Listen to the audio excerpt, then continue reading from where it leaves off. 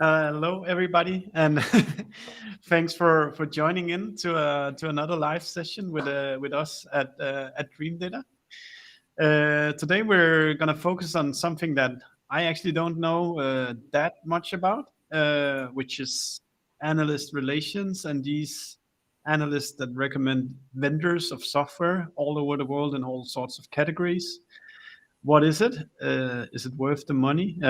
What does it entail? How much work is there to do? And yeah, is it actually something you should be considering in your business or not? But as I said, I don't know too much about this topic. But luckily, I have you here today, Wendy, that I actually do know perhaps more than anybody else in the No, world. that's not true. I know a lot, but there's definitely people who've been doing analyst relations a lot more. And as I always say, you can always learn from somebody, even someone who's just been doing analyst relations for a year or two.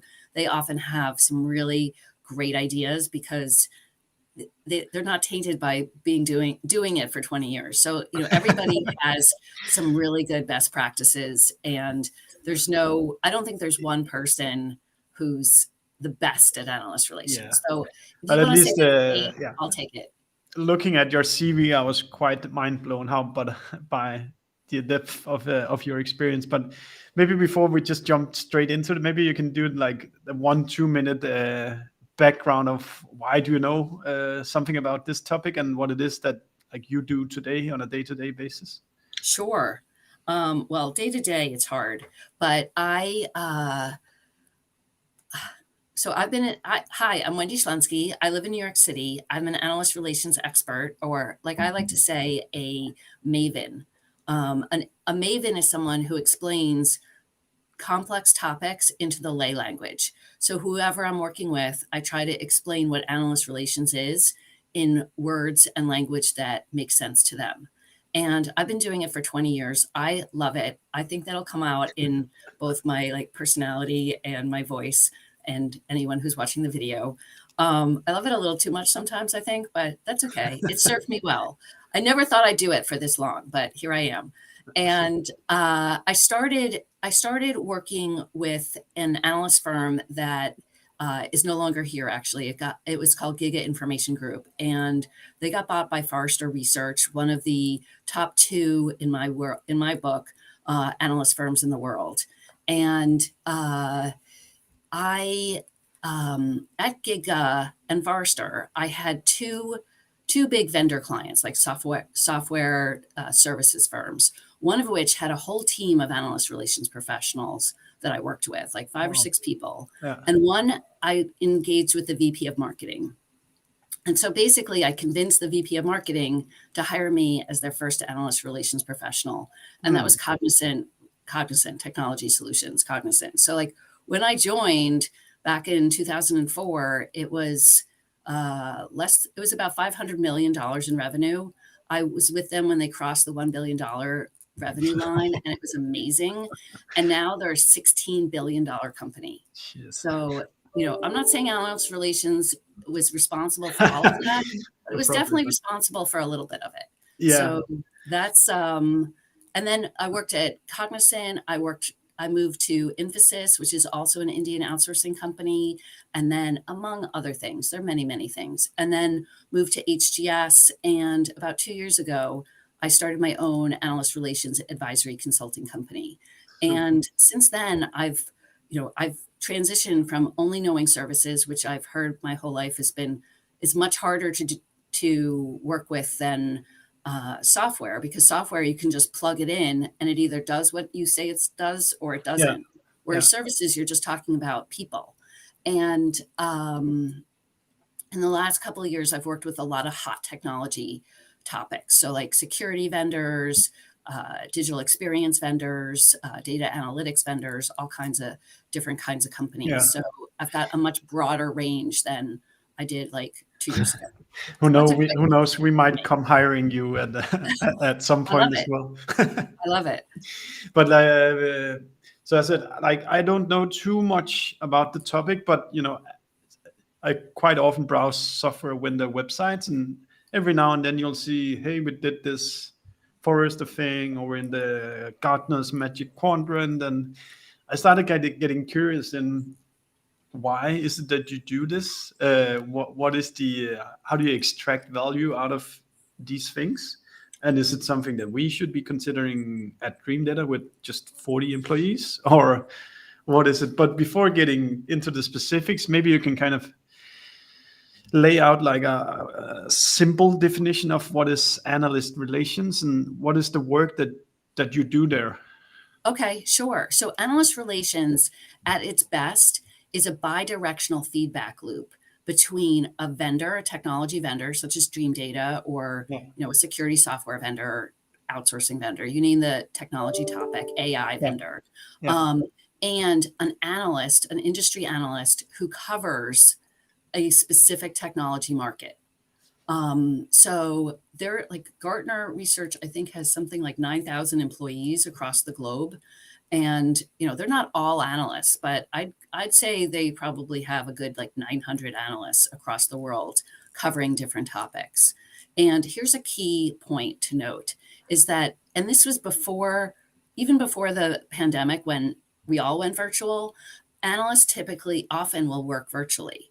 And for example, like when I was at HGS, one of my key analysts lived in New Zealand, and my team would be like, "Why are we talking to that guy? We don't have business in New Zealand. We cover the U.S. market." I'm like, "He just happens to live in New Zealand, but he covers our market. Don't you worry." So don't think about it as like, "Oh, that guy lives or that gal lives someplace, and we don't want to do business there, so we don't want to talk to him or her."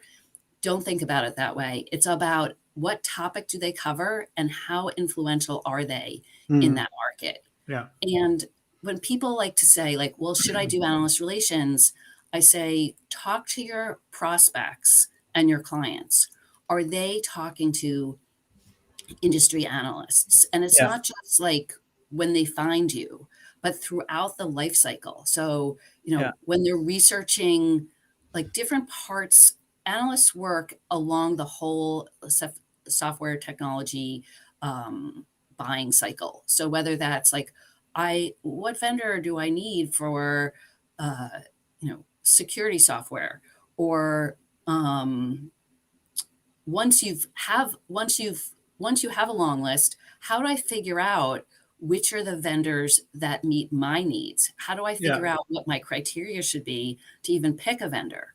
So analysts can help with that, creating the shortlist, creating the RFI, creating the criteria that you want. Yeah, so on the one hand, they're monitoring the market and understanding the technology, and the other hand is that they're kind of a shortcut for making good decisions about which vendors you go with then.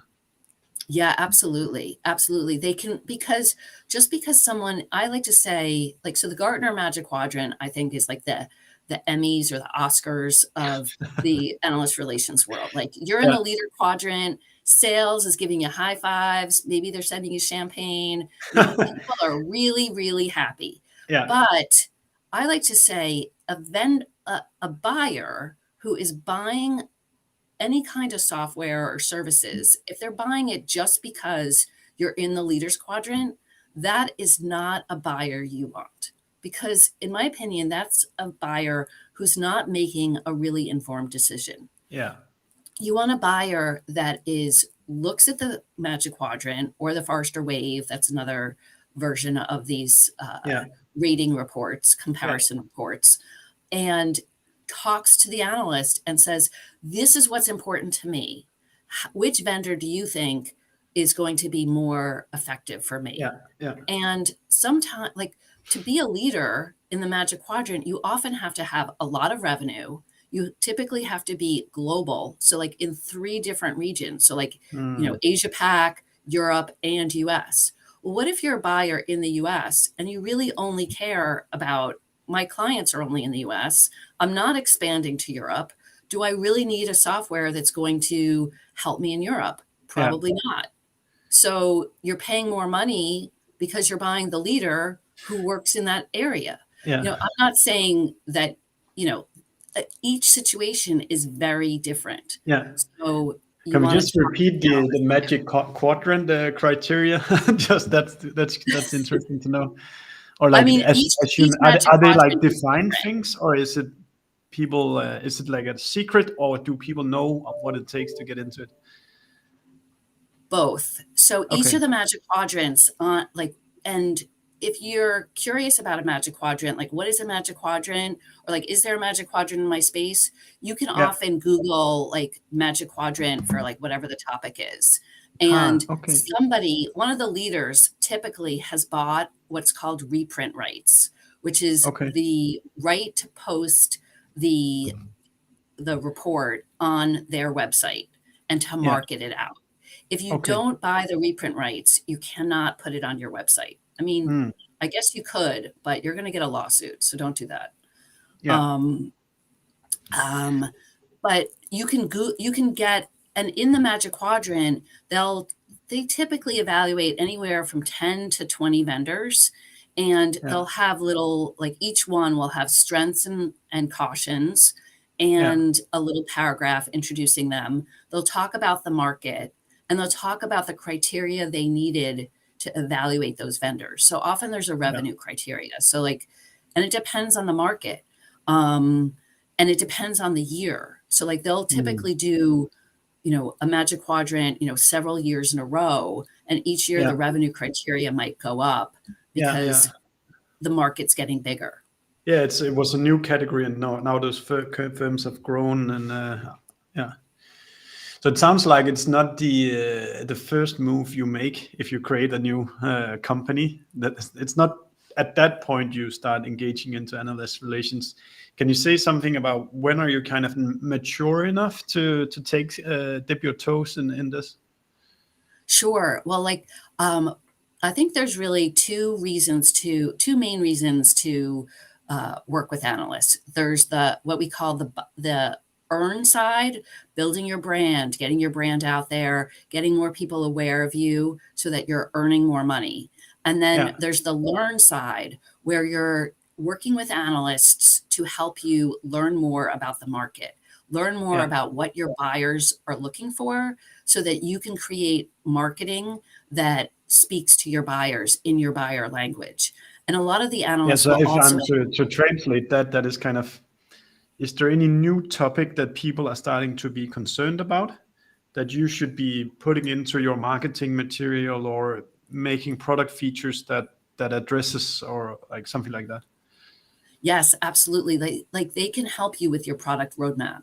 So they can Yeah. look at the product roadmap and say, you know what, this is all like low hanging fruit, catch up. Yeah. Yeah, you Yeah. got to get there. Or they can say, you know what, our clients have been asking us for XYZ, and it would be really great if you could create something that relates to that. Yeah. Makes sense. Mm, maybe you can share a few. I think, did you call it Earn. earn Oh, earn examples of? stories. You So don't have so to. You don't have to name the companies, but just maybe some examples of what could happen as outcomes. Sure. So, and part of it is you're building a relationship. So this Yeah. is one place, a lot of people are thinking like, uh-oh, chat GPT is gonna take my job. I think Yeah. analyst relations, because it's such a people focused job, ideally is going to be safe from the bots. Ideally, bots Yeah. are going to help us be even more effective and Yeah. efficient. And a couple of years ago, analyst relations was one of the most like requested jobs. It was like the 10th most um, sought after job according to LinkedIn. So it's definitely a field that's growing. Yeah. Um, but in terms of ROI and what you can get from the earn side, so Yeah. ideally you're engaging your sales team and your marketing team to find out how the leads are coming into your website and how people are hearing about you and asking Mm. like, oh, is an analyst involved in your deal? And then taking that information and putting it in your CRM and seeing it over time, like, oh yeah, we're getting a lot of queries because Gartner, people are saying that they talked to Yeah. Gartner and, or they Yeah. saw me in a Gartner report or something like that. And Yeah. it's not just the reports, it's the analysts write, they write a lot of reports, but they talk to tons of people. and you want them to say the right things when they're talking to those people, and as opposed to the wrong things. Like, for example, like, think about your target market or your ideal customer profile. If you're really focused on, B2B over $1 billion, then, you want those kinds of prospects. You don't want prospects that only have like 200 million in revenue. So like being really clear on what your ideal customer profile is and sharing that with the analysts. And even that exercise sometimes can be really useful. Yeah. Yeah. It makes come. Are you still there, Wendy? Oh yeah, it says. No, you just cut out. Sorry, just my connection is. Sorry, I just got a message. The internet, No New worries. York City, it's just as bad as it is other places. No, so it's, Anyway, but when you mention about these ROI, like, so yeah, you get in reports, you talk to analysts, you get in reports, analysts talk about you. Ideally, that's translating to sales somehow or prospecting, that they're talking about you more. And they can also, like, you can also do custom studies with them. So Forrester, for example, has a product called the TEI, the Total Economic Impact. And I've you come can use across it that for any kinds of things. some places. Yeah, they're really good at marketing it right now. So like, again, Google TEI and things will come up. But one of my friends who does analyst relations at their company, they did one. They interviewed 4 of their clients, and they came back with a 582% ROI for customers that use their software. That's amazing. So if you're trying to cut through the noise of why me, and your customers are super happy with you, and you know what the ROI is from using you, I think it's better to have Forrester, who's like a independent third party, say you've got a 500% ROI than Mr. or Miss Salesperson saying like, oh, our clients are really happy with us. It's like, I think independent third parties carry a lot more weight than salespeople, and I think that's really where the rubber meets the road. I think I've read 2 of these TEI CEI. reports for 2 different vendors, and I think the magic is that it's not just a number that they invent. You can read it, and then you can understand the rationale of why have they arrived at 500% ROI. It's not just something that really they. long process. So Exactly. back when I worked at, it was actually a tool that was invented by someone at Giga. And back when I was at, I don't know if it was Giga or Forrester, but one of those companies, I actually sold one to a non-vendor who was using it to figure out whether they should go with SAP or not. So they were trying to figure out what's the total economic impact of choosing SAP. So you can use it for all kinds of different things. You don't just have to use it as a technology vendor play. Yeah, and I think the whole software market have to come up with a bit better business cases than what they had to do 1 or 2 years back. And I can definitely see this being what you can call a supporting tool for helping clients understand the value of like the economic value of like signing a contract with you. Yeah, well, I like to say that if you're going to engage in analyst relations, like, could you do it without an analyst relations professional? Absolutely. I mean, before Cognizant was doing it with their VP of marketing before I came into the picture. So absolutely.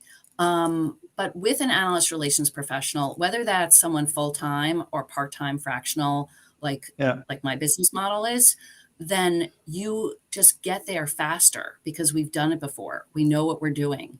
It's kind of like any kind of thing that you're doing. It's like even someone buying your business, like, you know what you're doing, you've done it before, and you can help that company get there faster than doing it without you. Like, could they do it Yeah. without you? Yeah, they could, but it would be difficult, more Yeah. difficult. Let's say let's just, if we leave out that you can actually buy people who know what they're doing, then if you're a company who wants to start this, getting on the radar of analyst firms and like building these relations, what is kind of what are the things that you need to do? Like, if no relations, who do you contact? What does the process look like once you've contacted them and so forth? Well, one is I figure out who your analysts are. So like, Okay. which analysts are talking to your prospects and how do you figure that out? One is like the easiest way, honestly, is to look at your competitors.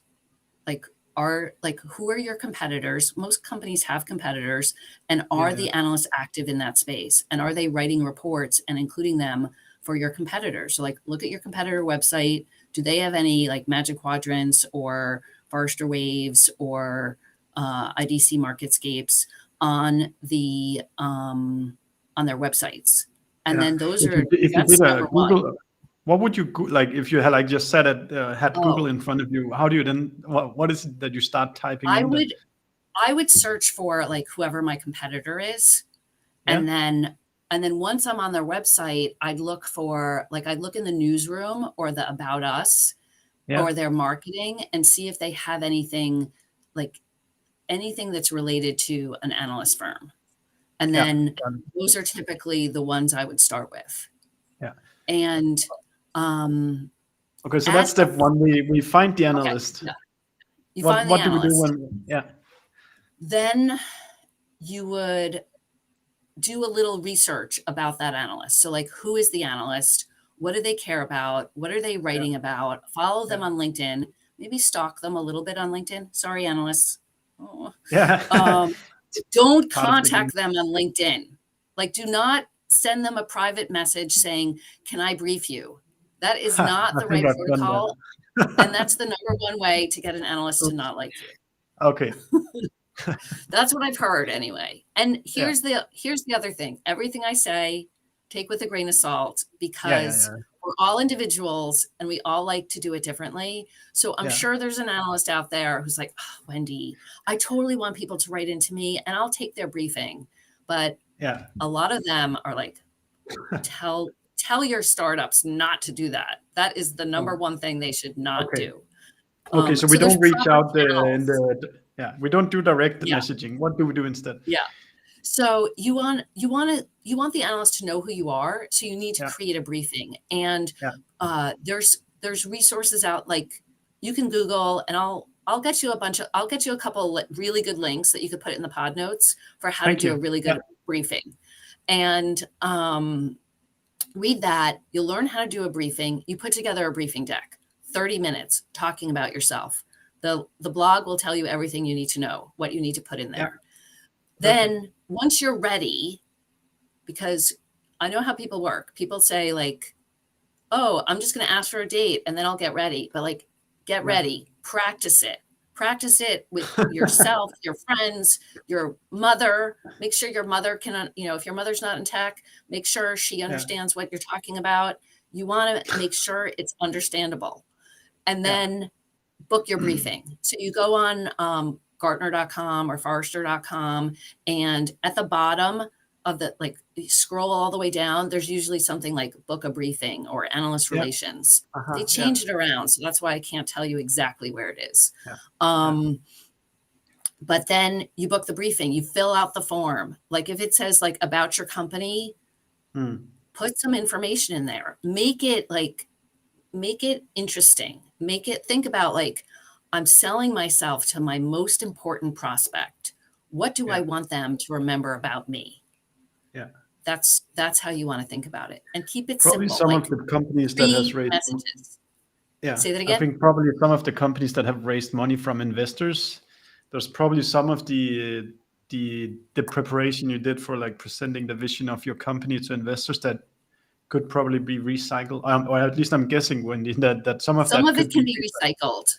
Yeah. But it's better to start from you can recycle some of it, but there's some things that investors care about that analysts don't, and some things that Yeah, analysts care about that investors don't.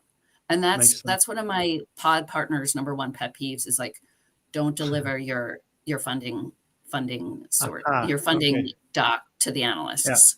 got it. Okay, so you've booked the meeting and then you carried out the first presentation. Is there kind of a layer of people you need to get through, or what does that There is a gatekeeping layer of look like? people. So there's Yeah, there's the vendor briefing team, and they will schedule your briefing. yeah, So you submit your request. Within 48 hours, you'll get a email back with a link. Like ideally, the analyst has accepted your briefing. So that's why you yeah, want, like they can say like, oh, we're too busy. It's not the right time. I'm not yeah, interested. That doesn't yeah. cover, I don't cover that topic. Any of Mm. those excuses. And they're not excuses, they're real. Yeah, And then, and ideally you get that email back. As a yeah, non-client, I've heard sometimes it can be hard to get that email back. So like you might have to send a couple of notes yeah, and you might have to like reach out, find somebody who knows the analyst to like reach out to mm, them and try and get them to like take your call. yeah, yeah, It's like you want to make it interesting. You want the analyst to want to take your call. Like yeah, think about what's in it for them. They're going to hear about some hot new technology that's going to help their clients do XYZ and why you're different. yeah, And the differentiation is really key. So you have the briefing, and then the Gartner sales rep is going to try. If you're not a client, Gartner sales reps are amazing. They are really, really, really good at their job, yeah. which means they can be kind of annoying because they're constantly calling all your people, and but they're really good salespeople. Like Yeah. if you're looking for Yeah, we have salespeople, we have an Gartner people. we have an A that comes from Gartner, and yeah, she's also really good. See, yeah, I bet. Oh yeah, I heard her on the pod the other day. She was great. Oh, Social wonderful. selling tips. Those were Yeah, good. Anyway, so a Gartner sales rep will start, trying to sell you. And yeah. I mean, there's lots of tips. Some of them I don't really want to share on the public No, forum. of course, of course. What about the timelines here? How long does a process take? Any kind of ballpark figures on that? It depends. So like, it depends how quickly you can get your deck together and Yeah, what's going on in the cycle. yeah, So like, for example, if you have a magic quadrant in your space, like there's like probably a month after the magic quadrant publishes might be the best time to brief the analyst. uh-huh. If you're not trying to get into it, because like as a small vendor, getting into it, you might want to wait a couple of years to get into it. You might want to like educate the analyst, make sure they understand who you are, work with Yeah, them so that you end up like in the position you want to be in, as yeah, opposed to if you start working today, but your story isn't that strong, you mm, might not, you might do a lot of work and not get in there because you might not qualify from a revenue perspective or a yeah, client yeah, yeah, perspective. yeah, But there's so you have the briefing, and then you ideally start to engage with the analyst, whether that's yeah. like another briefing. You want to get them to like want to hear more from you. Mm, So, you want to have your briefing to be meaty enough that they get what they need, but like you want to leave them wanting more. Like this is the worst thing about one of the worst things about analyst relations is you're never done yeah, ever. So it's like, we get off the call and they're like, great. Like we've got 3 follow-up action items because they want to hear about our product roadmap and our yeah, customers and our ideal customer profile. And we've got to schedule 3 more briefings to cover those 3 things. I'm like, yeah, yes. And my executives are like, we have more work to do. I'm like, yep. yeah, I guess one of the number one things to remember is that it's a long play. It's yeah. not a short play. Mm, Like you're yeah, building relationships. These things take a long time, yeah. but it's If fun. Or but at I least love you it. can buy your service, then make it a little No, bit it's still easier fun. to, I love it. if I think just in terms of this, like if I'm a vendor that wants to do this, how do you then construct the business case for deciding now we want to go on this path? Kind of what is it that you kind of, when is the timing right? When, how much, there's kind of, we need to spend some time, but it also costs some money. Is it the right timing for us now? Kind of how do you arrive at, I'm guessing, like, how do you arrive at that conclusion on now this is the path we Yeah. need to go to? I like to look at both the learn and the earn side together. So if that's the case, Maybe then just you want to, repeat what learn and earn yeah, is, sure. Wendy, so people Earn is remember it. Yeah. brand building. So like getting customers, ensuring that more customers know what your brand is. And the Yeah. learn side is learning about the market, working with analysts to help them help you about the market, reviewing your messaging, reviewing your website, those kinds of Yeah. activities. So I like to look at them together because I think, especially for a small startup, or even a big startup, that is where you get the most value. Yeah. Otherwise, if you just go for the learn side, somebody eventually is going to be upset that you're not getting the earn side. So if you're working on both together, it works better. And for that, you need to have a couple, at least two, really, really great customer references that are within your ideal customer profile. So like a lot of times startups will have like a bunch of customers who just like, the sales rep went out and they just sold them something, but it's not what they really want to work in. Like I even look at my business, like, I really want to do advisory, but I've got a bunch of clients who I do full service analyst relations for. So, I want customers that I do advisory to be my references to customers that I want. So I think that's a that's really this kind of thing. good definition, Wendy, that it's not before you really have your ideal customer profiles as your customers, you're not ready to start the analyst relations. I think that I at least can relate to, that we're starting to have those, but it's only been within the last maybe a year that we've had those. And that's an okay time to start, like, because it's a long play. And like, I'm not Yeah. trying to sell you my services. That's not, No, that's it's not it. fine. But, like, one of my clients, they, they're starting to get their ideal client profile. Yeah. And they started working with me probably they started thinking about it in like October, and they've been clients of Gartner and Forrester for the last year or so. Yeah. So they they bought contracts, they started using it a little bit. Most of the startups I've had, they've bought one or either Forrester or Gartner. They start trying to use it. They realize how much time it is. And then they like come to someone like me and like, I help them like get more ROI out of it. Yeah. Makes sense. And, like, again, you could do it without us, but we help you faster. I mean, there's a lot of us out there. I mean, it's also because it's it's still a very, very niche skill. So Yeah. it is hard to start like from scratch on it. So for me, it makes sense that you would probably want guidance on it. So now we're running a little bit out of time now, Wendy, or at least closing to the end. Is there anything that you feel like we've not covered yet that we should cover in relation to these analyst relations and why to build them and how it works and so forth? Sure. I think one of the things I want people to remember is it's not just about hiring an analyst relations professional.